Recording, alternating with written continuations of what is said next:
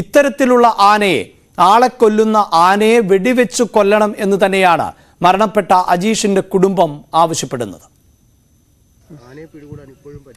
ആന കുഞ്ഞാലും ഉണ്ടല്ലോ, അവരാരെയും പിടിക്കാൻ വന്നതാണോ അത് എന്തിനു വന്നാന്ന് ഞങ്ങൾക്ക് ഇപ്പോൾ നാട്ടുകാർക്ക് മനസ്സിലാകുന്നില്ല. നാട്ടുകാരെ കൗളിപ്പിക്കാനാണെന്നുള്ളതാണ് ഇപ്പോൾ സംശയം. ഇവര് ഇന്നലെ കുങ്കിയാന വന്നെന്ന് പറഞ്ഞു. കുങ്കിയാനെ കയറ്റി ഇവർക്ക് ആനേനെ പിടിക്കാൻ പാടില്ലേ? ഇവർക്ക് നിരപ്പോഴത്ത് തന്നാഞ്ഞ് ഒരു സർക്കാരിനോട് കുന്ന് അടിച്ച് നിർത്താൻ പറഞ്ഞു, നിരപ്പ് കിട്ടിട്ട് എന്നിട്ട് മതി, മൈക്കോടി വെച്ച് പിടിക്കട്ടെ, അല്ലെങ്കിൽ ആനേനെ വെടിവെച്ച് കൊല്ലട്ടെ. ഒരാൾ ചത്തു കഴിഞ്ഞാൽ ഇവരൊന്നും മിണ്ടുന്നില്ല. ഒരു ഓന്തിനെ കൊന്നു കഴിഞ്ഞാൽ ഇവർ പുറച്ചേര് എന്ത് പിടിച്ചോണ്ട് പോകില്ലേ? പിന്നെ എന്തിനാ ഇവർ നിൽക്കുന്നത്? എന്തിനാ? ഇന്നലെ രാത്രിയും ആളുകൾക്ക് ഉറങ്ങാൻ കഴിയാത്ത അവസ്ഥ തന്നെയായിരുന്നല്ലേ? രാത്രി ഒരു 4 വണ്ടി വരെ ഉണ്ടായിരുന്നു ഇവിടെ. ഫോറസ്റ്റുകാർക്ക് എസ്കോർട്ടായിട്ടാണ് പോലീസുകാർ വരുന്നത്. ഒരൊറ്റ പോലീസ് ഉദ്യോഗസ്ഥന്മാർ പോലും ഈ ഇതിലാ പോകുന്നതാണ്. അവർക്കൊന്ന് കയറി വന്ന് നോക്കുക, എന്താ സംഭവിച്ചെന്ന് നോക്കാനുള്ള ബാധ്യതയുള്ള ഉദ്യോഗസ്ഥന്മാരാണ് അവർ. നമ്മുടെ എല്ലാം വേർപ്പ് പൈസ കൊണ്ടാണ് ഇതിന് ഉണ്ടാക്കുന്ന വേർപ്പ് പൈസയുടെ ഒരു അംശം കൊണ്ടാണ് ഇവരും ജീവിക്കുന്നത്. സാധാരണ ജനങ്ങൾക്ക് ഇല്ല. പിന്നെ എന്താ വേണ്ടേ? ഉദ്യോഗസ്ഥന്മാർ മാത്രം ജീവിച്ചാൽ മതിയോ? പിന്നെ നേതാക്കന്മാരൊന്നും ചിന്തിക്കേണ്ട. വോട്ട് ഇലക്ഷൻ വരുമ്പം വോട്ട് പിടിക്കാൻ നടന്നാൽ പോരാ, ജനങ്ങളുടെ അടുത്തേക്ക് ഇറങ്ങിച്ചെല്ലാം കൊണ്ട് ബാധ്യത. മന്ത്രിമാരാണെങ്കിൽ ഒരെണ്ണം ചെല്ല. വനംവകുപ്പ് എന്താ പറഞ്ഞേക്കണത്? ഫോറസ്റ്റുകാരെന്താ പറഞ്ഞേക്കണത്? ഫോറസ്റ്റ് പറഞ്ഞ വാഴയും കപ്പയും ചേനയും ചെമ്പും നട്ട ആന ഇറങ്ങുന്നതെന്ന് പറഞ്ഞാലോ? കൃഷിക്കാരന് ജീവിക്കണ്ടേ? കൃഷി ചെയ്യുന്നോണ്ടാണ് വരുന്നതെന്നാണ് പറയുന്നത്. കൃഷി ചെയ്യുന്നോണ്ടാ വരുന്നതെന്നാ പറയുന്നത്. കൃഷി ചെയ്യേണ്ട ജനങ്ങൾ ഇവർക്ക് 30 ഇവർ 10 ആളെ കൂട്ടി ഫോറസ്റ്റ് പടി എടുപ്പിച്ച് കഴിഞ്ഞാൽ 100 ആളുടെ കണക്കെടുക്കുന്നുണ്ട്. 100 ആളുടെ കണക്കെടുത്തിട്ട് ഇവർ ഉണ്ടാക്കുന്നുണ്ട്. പണ്ട് വേഗൂര് തെറ്റോട് തേക്കിന് വളയിട്ടെന്നും പറഞ്ഞിട്ട് വയനാട്ടിലുള്ള കാൽച്ചാക്ക് മുഴുക്കൈ ഫോറസ്റ്റുകാർ ചോദിച്ചുകൊണ്ട് നടന്നല്ലോ. ഇമാര് കണക്ക് കൊടുത്തല്ലോ. ഫോറസ്റ്റുകാരൊക്കെ ശരിക്കും ഉണ്ടാക്കണ പാവപ്പെട്ടവരെ വഞ്ചിക്കുന്ന സ്വഭാവമാണ് ഫോറസ്റ്റുകാർ ചെയ്യുന്നത്. അതിന് കൂട്ടിയിരിക്കുന്ന കുറച്ച് MLA-മാരും MP-മാരും ഒക്കെയുണ്ട്. മന്ത്രിമാരടക്കമുണ്ട്. അത് എന്റെ മോനാണ് മരിച്ചു കിടക്കുന്നത്, എന്റെ മോനാണ് മരിച്ചു കിടക്കുന്നത്, അതുകൊണ്ടാണ് ഇത് പറഞ്ഞത്. എന്നിട്ടാണ് നിങ്ങൾ ഈ ഇന്നലെ ചർച്ചകൾ നടന്നിട്ട് പോലും ഒരു തീരുമാനം വരാതെ ആനയെ പിടികൂടാൻ പോലും കഴിയാതിരിക്കുന്നത്. അത് ഞങ്ങൾ ഇപ്പൊ പറഞ്ഞിട്ട് കാര്യമുണ്ടോ? വനം വകുപ്പ് മന്ത്രി ഒന്ന് പറയണം. ഒന്നിലെ ആനേനെ ബസ്സിൽ വെടിവെക്കാൻ തന്നെയാണ് പറയേണ്ടത്. ഇതിനെ പിടിച്ചോണ്ട് ഇവിടെ വിട്ട് തന്നെ പിന്നെ ഇവരിവിടുന്ന് പിടിച്ച് ആനേനെ ഇവിടുന്ന് പിടിച്ചും ബേഗൂര് കൊണ്ടുവിടും. അവിടുന്ന് ഇറങ്ങിയിട്ട് അവിടെ കൊല്ലും. അവിടുന്ന് പിടിച്ചിട്ട് ഇപ്പറേ കൊണ്ടുവിടും, അവിടെ കൊല്ലും. ഇതല്ലേ അവസ്ഥ. എന്നാൽ പിന്നെ അതാ നിർത്തി അതിനെ തട്ടിക്കളഞ്ഞാൽ പോരെ. കുന്നിലുണ്ടെന്നാണ് ഇപ്പോഴും പറയുന്നത്. കുന്നിൽ ആനയുണ്ട്. ഇന്നലെ വെള്ളം കുടിച്ചിട്ട് ആന അതുപോലെ കൂടി കയറി വരുമോ ഇതെന്ന് പറഞ്ഞു. ഇനി എന്താ വേണ്ടത്? വെള്ളം കുടിക്കാൻ വേണ്ടി പോയിട്ട് തിരിച്ചു അത് ഫോറസ്റ്റുകാർ പുറകെ പോയി വെള്ളം കുടിച്ചിട്ട് ആന കയറി പോന്നു, അവരും കയറി പോന്നു. പണി കയറുന്നില്ലേ? മൈക്കോടി വെക്കണമെങ്കിൽ നിരപ്പുള്ള സ്ഥലം വേണമെന്ന് പറഞ്ഞു. അതിനും വനംവകുപ്പ് പറഞ്ഞ് അടിച്ച് നിരത്തി കൊടുക്കാൻ പറഞ്ഞിട്ട് ഫോറസ്റ്റുകാർക്ക്. ഈ മന്ത്രി ഇവിടെ വന്നിട്ടുമില്ല നിങ്ങൾ ഇന്നലെ പറയുന്നു അല്ലേ? എന്നാ പിന്നെ നമ്മുടെ MLA വന്നിട്ടില്ലല്ലോ, മാനന്തവാടി MLA വന്നിട്ടില്ലല്ലോ.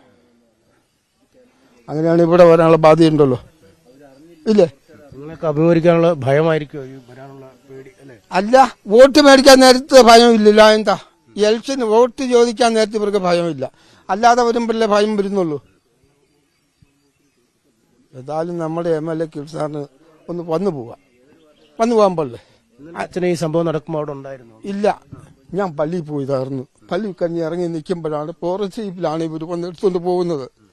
അന്നേരം ഒരു ചെക്കൻ പറഞ്ഞു ഇങ്ങനെ അജീനെ ആനെ തട്ടിയെന്ന് പറഞ്ഞു.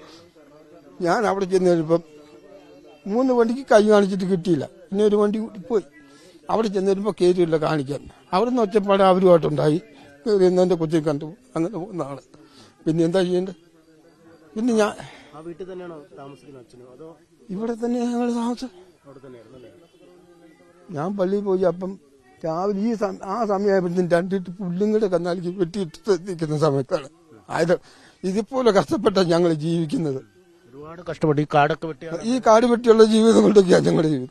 തള്ളയാണ് തളർന്ന് കിടക്കുന്നത്, ഒരു ദിവസം തളർന്ന് കിടക്കുന്നത്. അങ്ങനെയൊക്കെയുള്ളു. എന്താ ചെയ്യുക? പിന്നെ ഞങ്ങൾ പറയുമ്പോൾ ഇപ്പൊ ഇത് നിങ്ങളിങ്ങനെ ചാനലിൽ പിടിക്കും, പിന്നെ ഒരു അനുഭവം ഉണ്ടാവില്ലല്ലോ ഇവിടെ. ഇവരിൽ നിന്ന് ഒരു അനുഭവം കിട്ടുമെന്ന് എനിക്ക് തോന്നുന്നില്ല കേട്ടോ.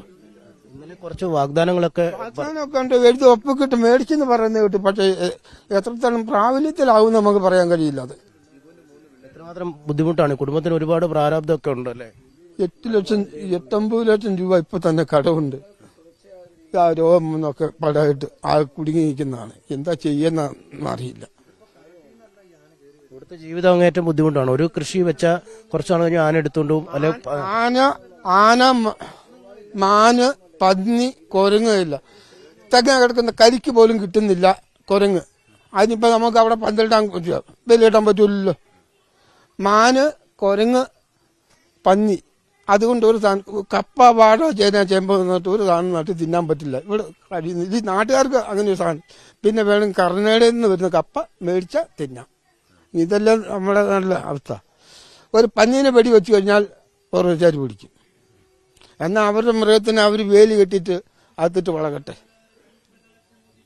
കടുവേനെയൊക്കെ മാനും മയിലിനെയും കാട്ടുപോത്തിലിട്ടിട്ട് ഒരു കമ്പി ഇട്ടിട്ട് ബെൻസിങ് ഇട്ടിട്ട് അതിൻ്റെ അകത്ത് നിർത്തിട്ട് അങ്ങനെയൊക്കെ ചെയ്യട്ടെ. വയനാട്ടിലെ മരം മുഴുക്ക മുറിച്ചിട്ട് ലൂക്കാലിയും തേക്കും വെച്ചു. ആനയ്ക്ക് ഒരു സാധനം തിന്നാനില്ല എന്നുള്ള ദുഃഖ സത്യം ഒടിച്ചു തിന്നാൻ. ജനങ്ങൾ പണിയെടുത്താലോ ആ ജനങ്ങളെയും തീറ്റൂല. അതേപ്പുറം പിന്നെ എന്താ വേണ്ടേ? അച്ഛന് വന്ന നഷ്ടം വന്നു, ഇനിയും ആളുകൾ ആർക്കെങ്കിലും വന്നാൽ എന്ത് ചെയ്യും? ഇനി അടുത്ത ജീവിതം പോവാതിരിക്കുക, അതാണ് വേണ്ടത്. അത് കണ്ടുപഠിക്കാനുള്ള സംവിധാനം അത് ആര് വേണം? ഉദ്യോഗസ്ഥന്മാർ മാത്രം പോരാ, നേതാക്കന്മാർ. ഈ വനം വകുപ്പ് മന്ത്രി അടക്കം ചെയ്യേണ്ട കാര്യമാണ്. വനം വകുപ്പ് മന്ത്രിയുടെ വായിൽ പഴം തള്ളി വെച്ചിട്ട് കാര്യമൊന്നുമില്ല. അവർക്ക് ജിയെ കിട്ടും, പെൻഷൻ കിട്ടും, ശമ്പളം കിട്ടും. കൃഷിക്കാരൻ എന്താ കിട്ടുക? കൃഷിക്കാരൻ എന്ത് കിട്ടും? എനിക്ക് വയസ്സ് 77 എത്രത്തോളം പണിയെടുത്ത് എനിക്ക് ഈ മരുന്ന് കൊണ്ടാണ് ഞാൻ നടക്കുന്നത്. ജീവിക്കുന്നത് എങ്ങനെയാണെന്ന് ആരും അറിയുന്നില്ല. കുടുംബത്തിന് തുണ പോവുകയും ചെയ്തു. കുടുംബം നോക്കുന്നു, കൊച്ചു പോയി. അതാണ് ഏറ്റവും വലിയ ബുദ്ധിമുട്ട്. ആ സാധനങ്ങൾ ഇരിക്കണത് നിങ്ങൾ കണ്ടു. ഈ പണികൾ ജീവിക്കുന്ന 4 പഠിക്കുന്ന ഒരു ആൺകൊച്ചുണ്ട്, 8 പഠിക്കുന്ന ഒരു പെങ്കൊച്ചുണ്ട്. ഇങ്ങനെയുള്ള ജീവിതം എങ്ങനെയാണുള്ളത്? അതിൻ്റെ അവസ്ഥയ്ക്ക് എന്താവും?